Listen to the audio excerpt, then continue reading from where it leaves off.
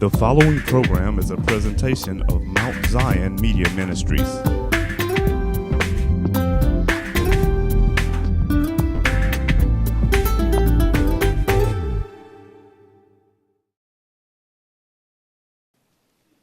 subject of the sermon this morning, what time is it?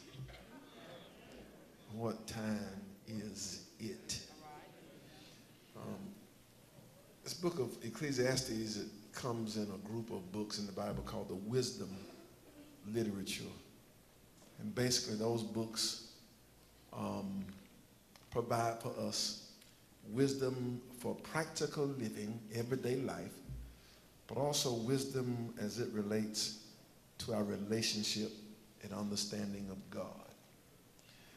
And this particular passage provides some wisdom for us that I think if we could grasp it, all of us here would be better people. Amen. And I'm going to show you in just a moment. And I heard a long time ago that a wise person learns from their own experiences, but an even wiser person learns from the experience of others. And for the young folk in here, let me break that down. How many times have you had your parents or some other elders try to warn you about something in life? And you turn to them and say, but mama, but daddy, grandmama, whoever, I really don't want to hear that. Let me learn for myself, because the world is different now. So it ain't like it used to be. Let me learn for myself. Only to stumble and fall because you rejected the wisdom. They told you it was a ditch down there, but you said, let me fall in the ditch and learn for myself. And this book falls in that category, in that this is a book written by Solomon, who the Bible declared was the wisest man in the world. And he was wise because God gave him wisdom.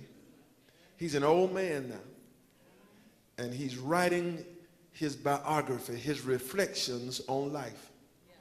And he shares these reflections and experiences with younger folk who are coming behind him, so that perhaps if they are wise enough, they can learn from his own experiences. And Solomon is in a key position to give wisdom about life, because the Bible not only says that he was the wisest man in the world, but he was the most powerful during his time, the king of Israel, when it was a strong nation. And the Bible says God blessed him with wealth and riches, and he became the richest man in all the land. Kings and queens came from all over the world to study under Solomon's wisdom, because a word spread about his wisdom, his wealth, and his power. And then Solomon says in the book of Ecclesiastes that because he had the wisdom, the wealth, and the power, he said he did everything that you could possibly do, trying to find meaning and purpose and fulfillment in life.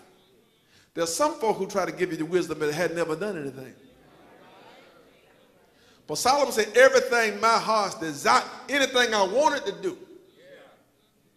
And what I like about the Bible is that it speaks honestly, and Solomon wasn't just talking about going to church every Sunday either. Solomon said everything under the sun, evil, bad, wine, women, song. Solomon, anything that would bring pleasure, if it was out there, I tried it at least one time.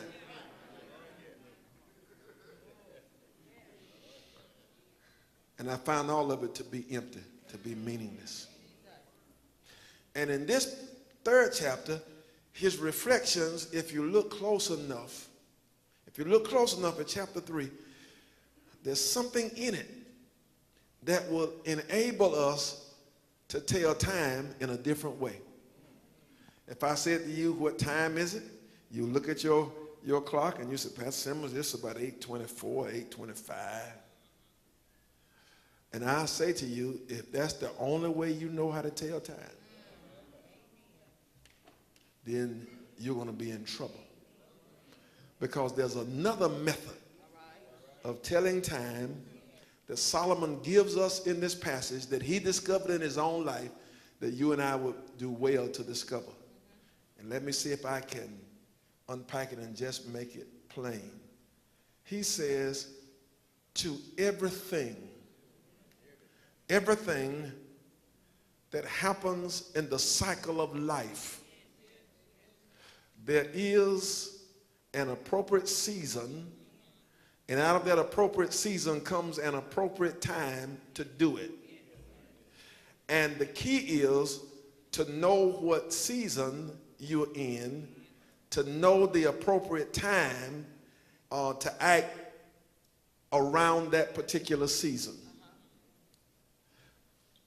And so, for example, he began to list some things. And while these things he lists are not designed to be an exhaustive list of things that we ought to learn in terms of season and time, but what he does is gives us these to open our mind to look into all of life and discover that the same principles listed in these things apply in every area of life. So, for example, he says there's a time to be born and there's a time to die. And the wisdom is to know the difference and to act accordingly. You don't act the same in infancy that you do in the latter stages of life. And you have to know the difference. There's a time to plant, seed time, harvest time. The farmers who are here will tell you that if it's planting time, what you don't need to do is go to the field when it's harvest season and plant your seed. Because the earth and Mother Nature is not equipped to take your seed and develop it into a crop. But you have to know the seasons and what time it is, and then go in and plant your seed. And if you plant it at the right time, you will get a harvest at the right time. But if you plant the seed, and the seed can be good, but if you put it in the ground at the wrong time, the ground will reject your seed. One of the joys of growing up was having an uncle down in Grady County named Tommy Norwood. He's my great uncle, my granddaddy's brother, who could not read, but owned a couple of 100 acres of land and was a farmer. And each year, on the front page of the Albany Cairo Messenger, they would put the farmer who brought the first crops to the market, whether it was cotton or okra or whatever. And it always gave me joy when his picture would be on the front page because he brought the first bale of cotton to the market. And then later on, it would be in the paper again because his land, his acreage produced the most cotton per acre. Couldn't read. And you had farmers who could read, and they planted by the almanac and by these other things that technology of that day told them. And here is how my uncle told time. He'd go out in the planting season, and he would study the moon. And then he'd dig in the ground and put his hand in the ground, and he said the soil would feel a certain way. And based on the feel, he knew what time it was. He said, because if you plant it too soon, not going to produce like it ought to. If you plant it too late, he said, the kids, you got to know what time it is. He said, there's a time to plant, time to pluck up, time to kill, time to heal, a time to break down, a time to build up. And again, the principle is, if you start trying to build when it's time to tear down, you're going to mess things up. So let me just rush and tell you what I'm trying to say to you today. That each and every one of us need to forget these watches on our arm and try to learn and discover what time it is for our life. And based on what time it is and the season, that we govern, as the old folks say, our lives accordingly. So, for example, let me speak to the young folk in the crowd. The prodigal son gives us a lesson. He didn't know what time it was. He thought that he was ready for life. And so he went to his father and demanded his inheritance.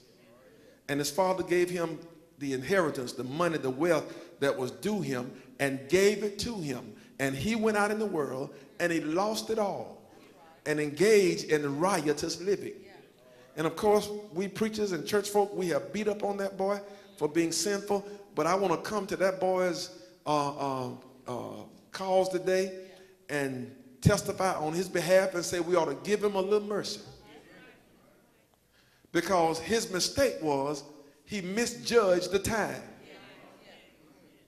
He thought he was wise enough. He thought that he was prepared for life. And he figured that if he got all of that, he could manage it and live the rest of his life, and he should have been able to. But because he didn't know what time it was, he was engaging in activity that was inappropriate for the time. Based on his age, the time in his life was a time of learning, a time of being subject to authority, a time of building a foundation upon which he could go out into the world when it was time with his wealth and make it last and invest it and do what he needed to do. But because he moved too quick, he did not understand life enough to manage what he had. Young people, I know that we're living in a different day, but can I tell you, the time has not changed. That in the cycle of life, there's a time to be subject to the authority of parents and others, and there's a time to learn.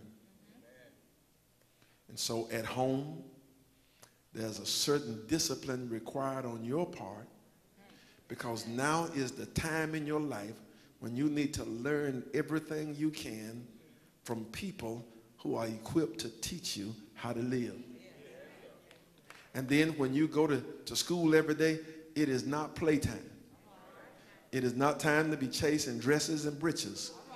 It is not the time to try to be grown. Hear me. When you get grown, you're going to have a whole life ahead of you to be grown. But while you are in the time of childhood, the best thing in the world to do is to know what time it is and be a child. Just be a child. Apply yourself in school. Learn all you can. And it may not make sense now. But as you get out in life, you're going to get to a place where you will say, I sure am thankful that I paid attention in class. I sure am thankful that when I was at Albany State in Dr. Sachs' class, I paid attention in biology. I paid attention in math. I paid attention in English. I'm glad I can read for myself.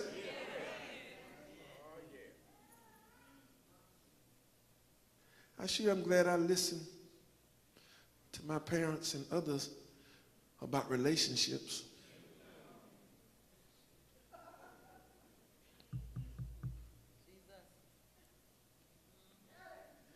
I was in Kansas City to the National Baptist Convention, and I was having lunch with breakfast with a man from the Hamptons up New York. I think it's in New York. You know, that's where the Kennedys and all those folk live. He said a well-kept secret is that there are a lot of African Americans out there, and he pastored the First Baptist Church at the Hamptons. And this is what he told me. And we got to reminiscing and talking. He's in his late 60s. And we got to talking about parents and so forth. And he said, Pastor Simmons, my daddy wasn't an educated man, but he was a wise man. He says, when I was about 16, I took a girl home and told him, Daddy, this is the one. And I was in love. And he said, Daddy, listen to me. And Daddy talked to her. And after she left, he said, Daddy said, come here. She's not good for you. How you know, Daddy, you just met, just listen to what I say. She gonna bring you heartache and pain. He said, I didn't listen to Daddy because I figured Daddy didn't know what he was talking about. And I stayed with her. And Daddy was right. Before she left me, it was heartache and pain. And it's not that Daddy was smart, young people, but based on life experience and wisdom, Daddy had developed an eye for some stuff you can't see when you're young. I would wager to say that our hormones blind us and rob us of real wisdom when we're young. And for some of us old and still your hormones messing you up.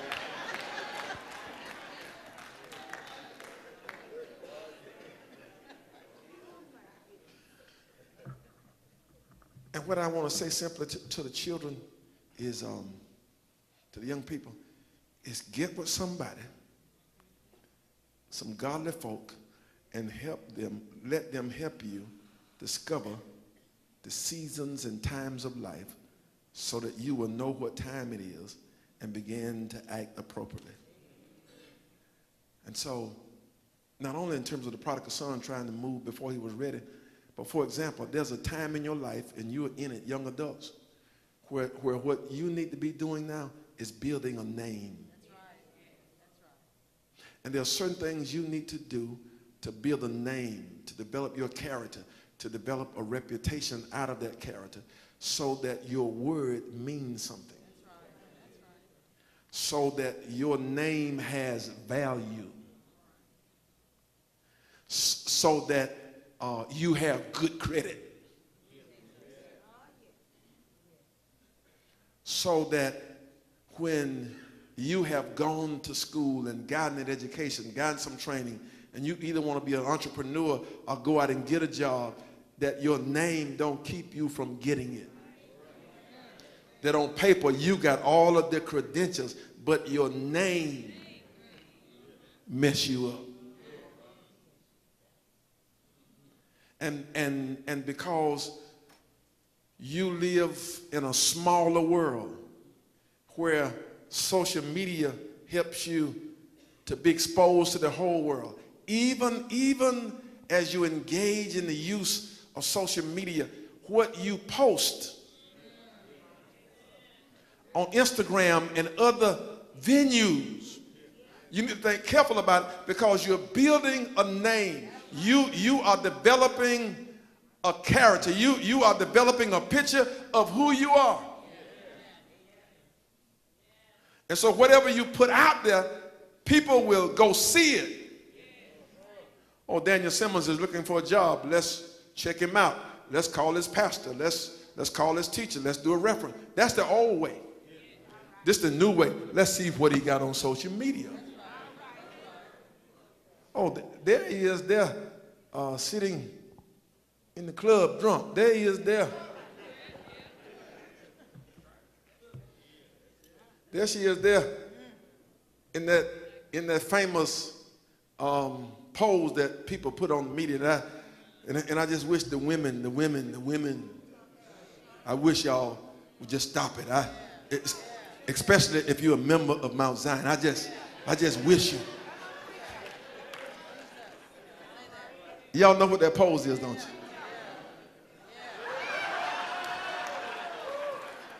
I just lips and butt. I wish you stop it. Is that all you got to offer?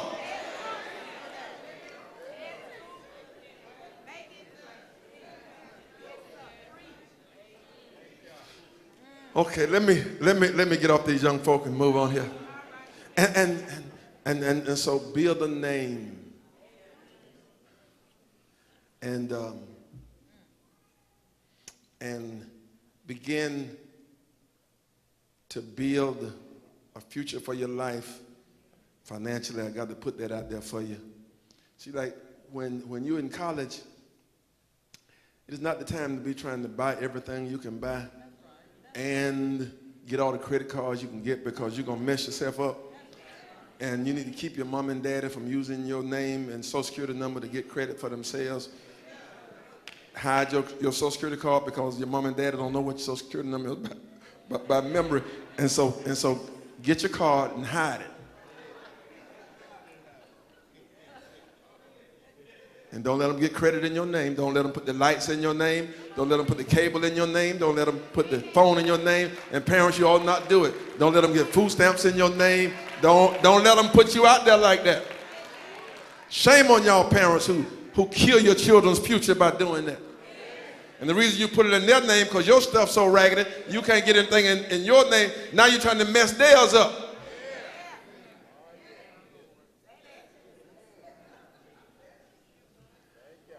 Let me say this, and I'm going to be off of you all. Two more things. Like the little school check you get, that's not free money. And this is a different kind of sermon this morning. I'm trying some practical wisdom. That ain't free money. And so don't get school checks for your pleasure.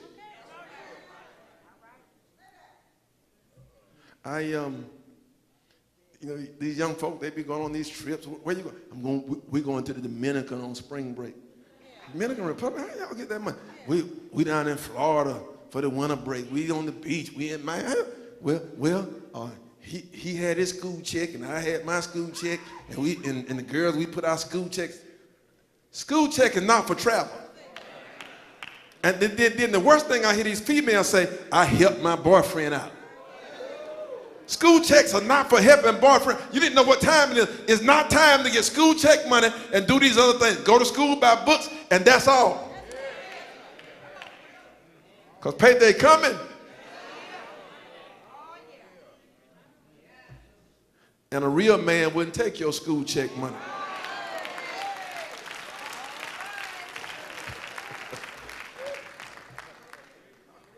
Can I get a witness here? And then you need to know what time it is. Young people, get somebody to help you when you're navigating relationships. It's natural to fall in love and all of that. But keep some sanity. And know what time it is when you're in a relationship. There are things that you need to go through in building a relationship, building trust with people, getting to know people. And I don't care what you say, you don't get to know somebody in one night. You don't even really get to know somebody in a month. Because the truth is, hear me, the truth is, all of us wear masks. And the real self don't come out until later. And in some cases, when the real self come out, you in love. And you blind, and so you justify and you dismiss it. See, the real self, oh, baby, you so sweet. I'm sorry, the mask, baby, you so sweet. Baby this, baby that. Ooh, let me open the door. Ooh, let me. But then when you are won over and the mask come off, while you still sitting in the car, you better get out.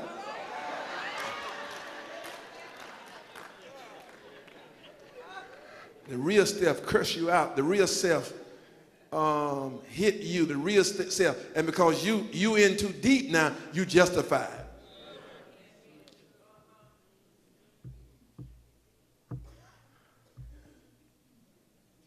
That's practical wisdom. And so you need to know what time it is. There's a time to take your clothes off, and there's a time to keep your clothes on. That's all I'm going to say right there. And you need to know what time it is. And some of us get confused. We take them off too quick. And so, grown folk, y'all need to know what time it is. See, Coach Truitt over there, when it's spring training, his regimen is different than when it's football season. And the same with us grown folk. We need to know what time it is for us and to act accordingly. And so there's a time for grown folk to be irresponsible. You can do that. You can play and just live life frivolously. But then when you call yourself trying to build a life, you just settle down and find out what season you're in and what time it is, and ask yourself, what time is it? What time is it for me in my career? And what is it that I need to be doing so that in the end, I can end up where I want to be? When you go to work, you need to know what time it is. And so if I go to work and it's my first day on the job, first week on the job, first month, I don't need to go there trying to be the smartest thing in the office. I don't care if what everybody in there doing is wrong can be, according to you. I don't care if you are smarter than other folk think you're smart. The best thing you can do, because of the season and the time it is in your span on that work, is to keep your mouth shut, take some notes for a later day, but don't make a move yet because it's the wrong time. Some of us alienate folk on the job because we go in not realizing what time it is, and we know everything, want to change everything, and look at everybody as if they're dumb and stupid, and you're the smartest thing, best thing since sliced bread. And even though your ideas may be good, they will be totally rejected because the timing is wrong.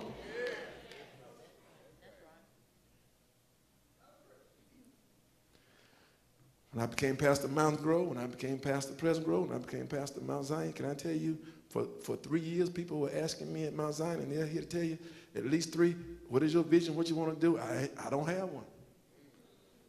Because even though I was pastor in name, I was not pastor in terms of the authority and credibility and competence. I had to prove my credibility, prove my competence, and gain the authority to make decisions. Why cast a vision and nobody follow? Because they don't believe in me. And so Ozell Kelly was the leader. Alan Troutman was the leader in Dawson. Charlie Krabs, the leader in Sylvester. And that was fine with me because I understood those folk had no obligation to follow me even though I was their pastor. Pastor in name only. It wasn't that time.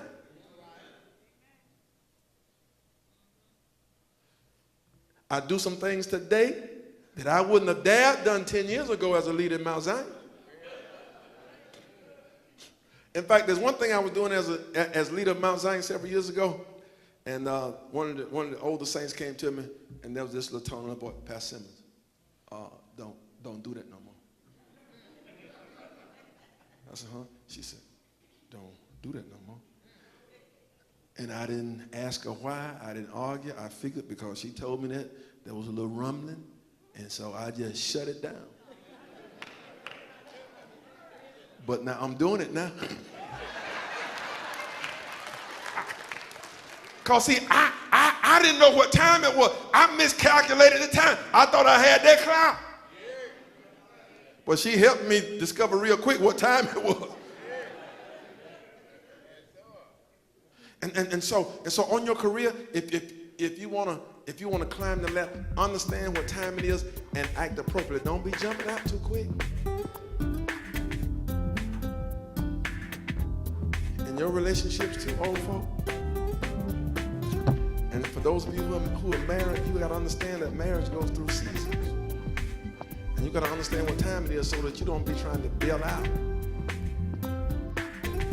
Thanks for watching. Be blessed and continue walking in the light.